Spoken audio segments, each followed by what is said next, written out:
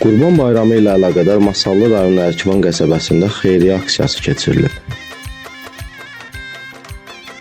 Ərkivan Xeyriyyə Cəmiyyətinin təşkil etdiyi aksiya Göllü Mərasim evində baş tutub.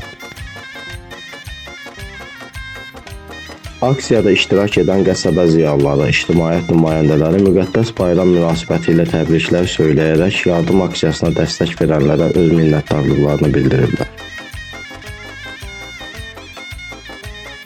Sonra hər birinin dəyəri 60 manat olan 117 ədəd sovqat bağlaması Xeyriyyə Cəmiyyətinin könüllüləri tərəfindən qəsəbədə yaşayan aztəminatlı ailələrə çatdırılıb.